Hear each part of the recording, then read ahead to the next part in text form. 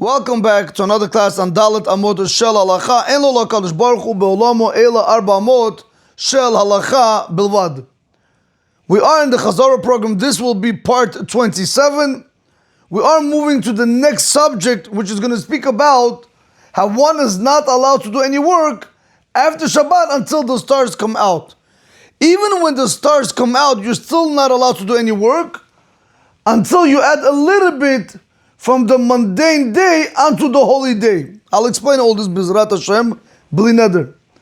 But that's also not enough, because if you did not say Atachon Tanu, or if you didn't do Havdalah on a cup of wine, you have to go ahead and say Baruch HaMavdil Ben Kodesh L'Chol. Comes out of here, we're going to try to see today B'ezrat Hashem, bli neder, that one is not allowed to do any form of work, even after the stars came out, even after he added to Shabbat, until he goes ahead and he says Baruch HaMavdil Ben Kodesh L'Chol, or if he said Atachon Tanu Shemona Esrei, or if he went ahead and he did the Havdalah on the cup shel wine, on the cup shel yain, on the cup of wine. Now, Rabotai, we have to make this very clear. A lot of people make a very big mistake. I know a lot of men that in shul they listen to Havdalah. So when you ask them, what about doing Havdalah for your wife and your children? They say, no, it's okay. Number one, it's not okay. Because as long as she doesn't say Baruch HaMavdil Ben Kodesh L'Chol, it's still Shabbat for her. That's nuts. Number one. Number two, if she's eating or the children are eating Chas v'Shalom, Hashem can punish them, Lo'olin, God forbid, with the punishment of Askara. Askara, as we explained many times before, the swelling, Lo'olin, begins in the intestines, and it goes up to the throat area and it chokes the person. So it's a very severe punishment, one of the worst punishments. So therefore, every single husband has to know that it's not enough for him to hear Havdalah at shul and then come home and do whatever he wants. No, you have wife and kids, or your parents or grandparents, make sure they also hear Havdalah. I'm not speaking right now about if they're going to say Baruch HaMavdil Ben Kodesh L'Chol and they could go ahead and do Malacha. I'm speaking about right now, if you don't do Havdalah, they can't eat. So that's why we have to be very careful not to only do it for ourselves, but also for the wives and the children. Fine. We want to try to see today, and by the way, this is going to take a few parts, B'ezrat Hashem, we're going to go part by part in order to get a better understanding of how everything works. But we're going to try to see today that there are three ways to identify when the stars come out. So we're going to begin like this. Rav David Yosef Shlita is going to say like this. Le'el b'halacha birura, above in the halacha birura, and Siman Reish Tzad Gimel in halachot Dalet and Hey, which we're going to have to go ahead and see. Lidbe'er, was explained over there. She'asur la'asot melacha b'moti Shabbat. One is not allowed to do any work on Moti Shabbat. Ad she'yegia zaman shu bevadei layla v'yitzeu ha'kochavim, until the time of 100% night comes and the stars came out. Ula'achar miken, and afterwards, tzarich lohosiv od me'ad letosefet mechol ala kodesh. Afterwards, you need to go ahead and you have to add a little bit additional from the mundane to the holy. What does that mean? Ignore this for a second. If let's say a person, let's say Shabbat is, for example, 6 p.m.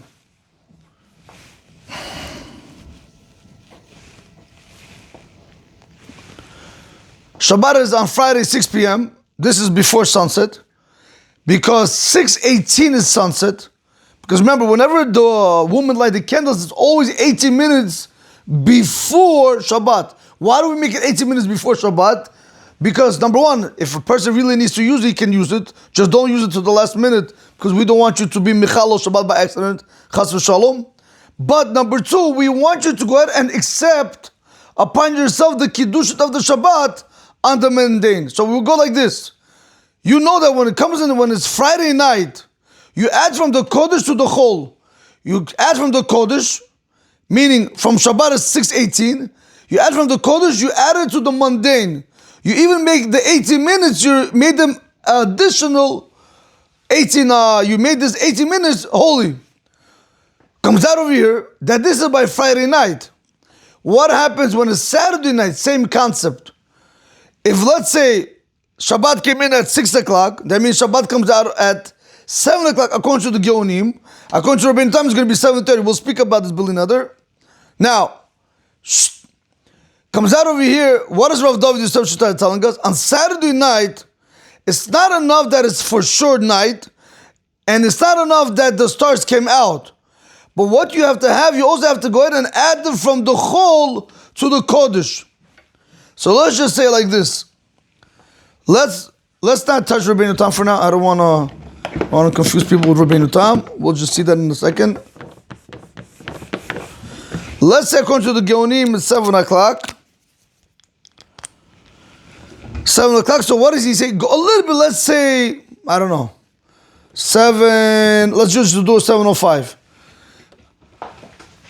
Rav David Yosef is telling us it's not enough that it's night. It's not enough that the stars came out. But also, what I want you to do, I want you to go ahead and add from the Chol these 5 minutes. Add them to the Kodesh, to Shabbat.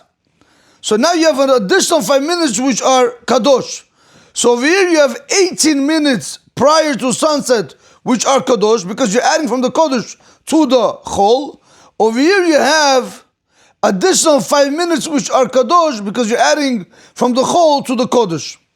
Now, comes Rav David Yosef and he says like this.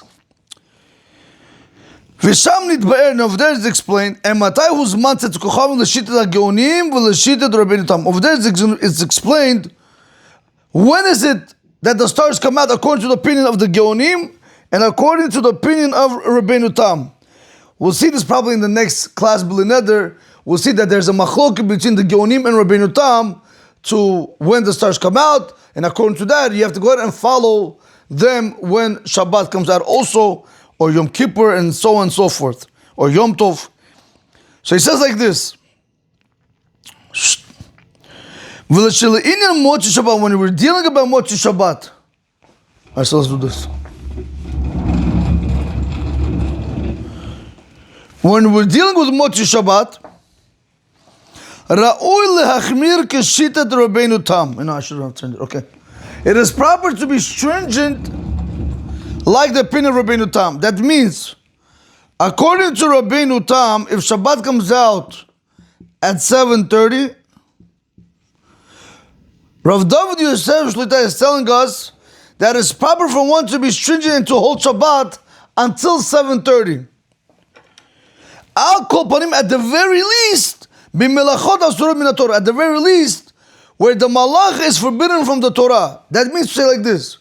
Say you wanted to go on your phone, right? Already Shabbat came out. You said Atah Chonontano, or you said Baruch HaMavdil Ben Kodesh L'Chol. You have all the criteria met. Let's go step by step. It's Saturday night, meaning it's night for sure. The stars came out. You added from the Chol to the Kodesh, and you said Baruch HaMavdil Ben Kodesh L'Chol. Now you wanted to use your phone. Rav David Yosef is going to tell, listen, if you want to use your phone in this period, no problem.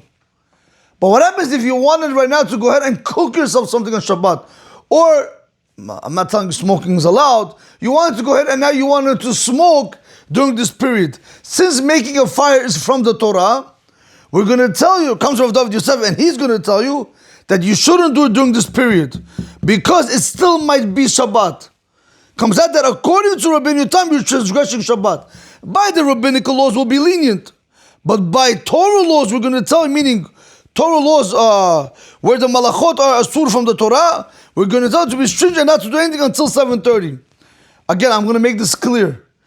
Halacha, according to the letter of the law, Shabbat comes out at 7 o'clock. You could do whatever you want. You could do rabbinical malachot. You could do Torah malachot. You could do whatever you want. You could make fire. You could cook. Once you say Baruch HaMavdil Ben Kodesh L'Chol, or if you said Atah Chonontanu, or if you went ahead and you did Havdalah on a cup of wine, and how can you do Havdalah on a cup of wine if you want to hold Rabbeinu Tam? Very simple. You do the Havdalah, and let somebody else light the candle. So you'll say Borei Pri Gevin, Borei Minei B'Samim, and you'll say Borei Mira'esh. You let somebody light the candle. Let somebody else pull out the pull out. What do you call it? How do you say that? Interesting. How do you say? Mechaber, how do we say? Pull out the candle, basically. No, pull out the fire. No. How do you say it? Mechaber. Blow out the fire. Sorry, there we go. Okay. All right, Rabotai. You know, one time Rabbi Meir Eliyahu Shlita was giving a shiur in the house of Torah, and he was doing it in English. And towards like the middle of the lecture, he started saying to me, like, why can't you just learn Hebrew? Because when you're translating it from Hebrew to English, it's like a tongue twister. It's nuts. In Hebrew, it's smooth. In English, there's so many words I have to go ahead and explain it. So that's what it means, to blow out. So basically it comes out over here that somebody's going to light the Havdalah candle for you at 7 o'clock. You'll do the Havdalah. You will say, Borei Minei B'Samim, Borei Mir Ha'esh. Then you're going to drink from the cup of wine. And then you'll have somebody else go ahead and pour the cup of wine on the candles to blow out the fire. That's it. And so you could hold to Rabbeinu Tam. This one thing doesn't contradict another. Okay. In any event, let's get back to over here. According to Rav David Yosef Shlita, it's preferable for one to keep until Rabbeinu Tam, till 7:30. At the very least, when it comes to malachot, which are surot from the Torah, which are forbidden from the Torah. But if it's only rabbinically, you could be lenient. However, like I said earlier, halachically speaking, you could do everything and anything after Saturday. Now, once it is 7 o'clock, it's dark, the stars came out, and this is already with adding time to it. We're going to go ahead and tell you, as long as you did Baruch HaMavdil or whatever it might be, we're going to tell you you could do anything and everything. Fine. But Rav David Yosef Shlita tells us, Ra'ui lehachmir kishitet Rabbeinu Tam, and this is what we're going to see in the following class, the opinion of Rabbeinu Tam. Why does he hold differently than the Geonim? We want to try to understand the time, how it works. So he says over here, he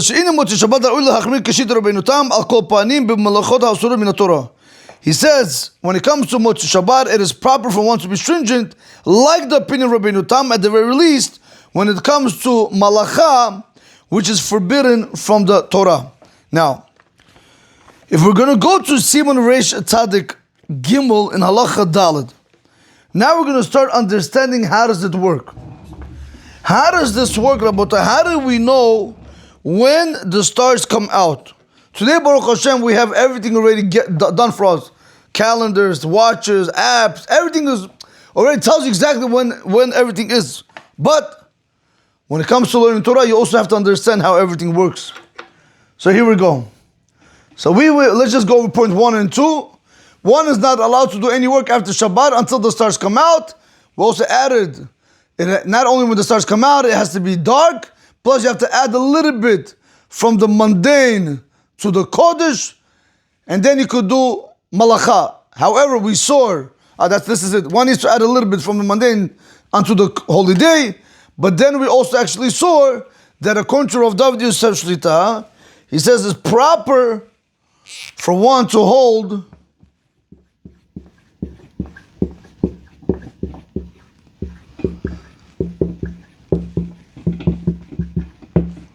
like Rabbeinu Tam when it comes at the very least to malachot, to forbidden labors which are forbidden from the Torah. Fine. Now we're moving on to point number 3. Rav David Yosef Shlita begins and he says like this: Asur lasot malacha b'motzi Shabbat. It is forbidden for one to do malacha on Motzei Shabbat until the time comes where it's 100% dark, and the stars came out. Same language, and afterwards, you need to add a little bit more as an addition from the mundane to the holy. Now we're going to begin with a new topic. Shabbat Daf Lamed Daled Amot Bet ad Daf Lamed Hey Amot Bet. And Masechah Shabbat on page 34b to page 35b. Natunu Shelosha Simanim. They gave us 3 signs, 3 ways. Emaita Zman Ben Hashmashot, Vezman Tzet Kochavim. They gave us three ways to understand when is it Ben Hashmashot, when is it twilight, and when is it when the stars come out. Ha'echad, the first one is when you see one star in the sky. When you see one star in the sky, you should know hu adan yom, it is still day. When you see two stars in the sky, you should know that's already twilight. That's ben hashmashot. But once you see three stars in the sky, that's considered to be night. However, he continues and he clarifies this last point, which is way number one to understand when the stars come out. And it was said in the Gemara, what does it mean when the three stars come out that is considered to be night? Not big stars that are seen during the day, and not small stars which are only seen at night. Rather, we're speaking about over here average stars. So, way number one to understand when the stars come out is once you have three average stars in the sky, you know that's when the stars come out. That's one way to understand it. Siman, the second way to understand when is it that the stars come out, and the second way, when it's 100% night, when the upper heaven, meaning when the upper section in the sky became silver, I'll explain what I mean, and it became equal to the lower. Let me just tell you outside and then we'll go back inside over here. We need to understand like this. We have sections in the sky. You have an upper section which is called Elyon, and you have a lower section which is called the Tachton. Now when I say over here Elyon, that the upper section of the sky became silver, meaning it became pale, and it became equal to the lower section of the sky. What the Rav David Yosef Shtai is going to explain to us, he's going to explain to us how does it work? How does one know? Let's say you don't see no stars in the sky. I don't know, you don't see no stars. There's too much pollution. So how do you know the stars came out? How do you know Shabbat is out? How do you know you could recite Shema? How do you know you could do anything? Maybe your wife has to go to the mikveh and you don't have your phone, you don't have your watch, you don't have nothing. And you can't call nobody, you can't do anything. So how do you know she can go to the mikveh? So he says like this. We know that the sun, it rises from the eastern side. So, very interesting. I don't know if you guys know how the sun works. How do you know on which part, again, B'lian Har Baruch Hashem, today, we have watches, we have phones, we have everything that tells us the time, so we don't have this problem. But how would you know which part of the day are you in if you had none of these things? So let me explain. Let's say I'm standing this way right now, okay? Because this is the east. Let's say this side is the east, this is the west. So if the sun rises from the east and it sets in the west, as long as I'm in the east, when I'm standing in the east side, my shadow will be facing the west side. So if I'm standing like this, or even, let's say, even like this. So if this is the east side, my shadow will be towards the west side. So I know I'm still in the first half of the day. But what happens if my shadow is going towards the east side? That means the sun is on the west side. So I know that I'm in the second half of the day. However, something interesting Masechet Pesachim brings down. How do you know when the sun is smack in the middle of the day? Very interesting. How do you know when the sun is mamish at the highest point before it goes? Right, let's just say like this. Let's say the sun is going up from here. How do you know it's smack in the middle of the sun? Very simple. Like how do you know it reached the highest point before it starts going down? Which happens actually, by the way, after midday. How do you know that? When you're standing and you don't see a shadow now to your left and not to your right, you don't see no shadow at all. The sun is above you, there's no shadow. All you see, everything's underneath you. So that's how you know the sun is in its highest peak. In any event, let's get back to over here now. Comes Rav David Yosef Shaitan, he's going to explain. When the sun rises from the east and when it settles in the west, we know when the sun settles, I don't know if you've ever seen, you see redness in the sky. Until that redness does not go away, you should know that's the period of Ben Hashmashot. Once this redness goes away, it's already night. That's what it means. Once the upper section of the sky became pale and it became equal to the bottom, which means the redness went away, that's another way. This is way number 2, how you know when the stars came out. Even there's no stars in the sky, but you'll understand that it's 100% night. Let me read that for you inside, and then we'll continue with way number 3. So he said like this. And the second way to understand when it's 100% night,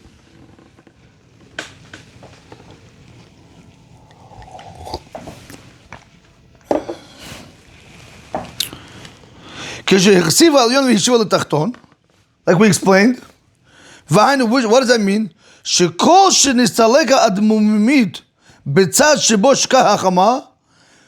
As long, once the redness where the sun set has been completely gone, once the redness goes away, you should know that's considered that the upper section became silver or pale, meaning it has no more light, meaning it doesn't have the sunlight, and now it's equal to the bottom. That's when the redness goes away. You should know that's exactly when it's 100% night. It's beautiful stuff, I'll tell you. What about the third Siman? The third Siman is what we use today. Because how many of us are able to say what's an average star? How many of us will know maybe when the redness goes away? How do you know exactly? Maybe it could have been 5 minutes early. That's also considered to be when the redness goes away. Because if it's already later, it's pashut. But maybe you're waiting longer. Why would you want to wait longer? But this is the one that we actually work on. This is the one that we actually go with. And this is what you always hear, 13 and a half minutes after sunset. Where did all this come from? From here, Rabotai. Okay, let me explain to you like this, and then I'm going to read for you inside. So this way it's going to be easier for all of us to understand and be on the same page. This is a beautiful piece. We're going to see that there are 3/4 of a meal. Now, a meal is 2,000 Amot. According to the Magen Avraham and according to the Gaon Vilna, to walk one meal, again, I don't want to say a meal is a mile, but it's something like a mile. So if you would walk, let's say, maybe around 0.6 miles, 0.7 of a mile, how long would that take you? So the Magen Avraham and the Gaon Vilna, they hold, it's about 18 minutes. The Rambam and other poskim hold, it's about 24 minutes. Let's just stick with this, okay? Make it simpler. We go by this time, by the way. You want to be stringent, you can be stringent, but we follow this time. So 3/4 of a meal is 2,000 Amot. How much is 2,000 Amot? According to Magen Avraham and the Gaon Vilna, it's walking 18 minutes. Now, how am I going to get 13 and a half minutes? Very simple. When you have 3/4 of a meal, 3/4 times 18, 3 times 18 is 54. We carry over the 4 over here. 54 divided by 4 is going to give me 13 and a half minutes. So we're going to conclude, we're going to say like this. So once the sun set and you count 13.5 seasonal minutes after then, that's also, I should write also over here, that's also another way. Rabotai, by the way, these are also, Baruch Hashem, my notes. So it's important for me to also make sure that there's correction done. Okay. So once the sun set and you count 13.5 seasonal minutes after then, that's also another way to learn when the stars come out. This is way number 3. This is actually the simplest way. That's why we say that once the sun set, let's say you know once the sun set, let's say the sun sets at 6:18, count 13 and a half minutes, seasonal minutes. Like I explained before, a minute can be by us 48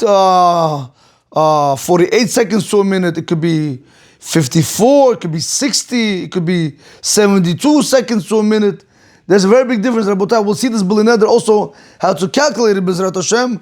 But if we go like just say, on a perfect day, you take, if the sunset is at 6:18, add 13.5 minutes, 13 and a half minutes, that's going to be exactly when the stars come out, and this is what we rely on today. So let's just see that right over here. Siman shel, and the third way to know when the stars come out, when it's completely dark and you are already able to do Halacha, or in the other days you're allowed to recite Shema, shemishkiyat hashemesh, from once the sun set, matchil zman ben hashmashot, it begins the time of twilight, v'nimshach, and the twilight continues, kedei shiur mehalach sheloshet revi'ei hamil. The twilight continues for about the duration of 3/4 of a meal, like I explained. 3/4 of a meal, and 3/4 of a meal, we're going to get 13 and a half minutes. And afterwards, it's Tzedza Kochavim. So he says over here, when it comes to the measurement of an average person walking 3/4 of a meal, which is the duration for twilight, the Rishonim and the Achronim, they argued in that time. ונפסק להלכה בשולחן ערוך סימן תנ"ט צי"ב ויורדי סימן ס"ט צי"ו ששיעור מהלך מיל הוא 18 דקות. Even though there is a machlok like I explained earlier, the halacha and the Or Chaim and also in Yoredeya, it tells you that the duration is 18 minutes. Ulefizen, according to this, Yotzei comes out, ששיעור מהלך 3 רבעי מיל הוא 13 דקות וחצי. That the duration of walking 3/4 of a meal is 13 and a half minutes. Like this, Rabotai. We're not saying anything different, I'm just reading it inside. If one meal is 2,000 Amot, and a person walking one meal he's walking only 3/4 of a meal, so we're going to go ahead, 3 times 18, 54 divided by 4, it's going to give me 13 and a half minutes. Rabotai, we're going to conclude over here, Be'ezrat Hashem B'lineder. We are still, but right now we went to Siman Reis Tzaddik, that's Siman 293, to get a better understanding of how this whole thing works. And this is very important, Rabotai, for us to know.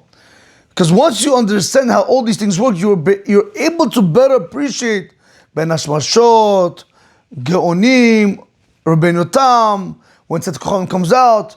It's beautiful, Rabotai.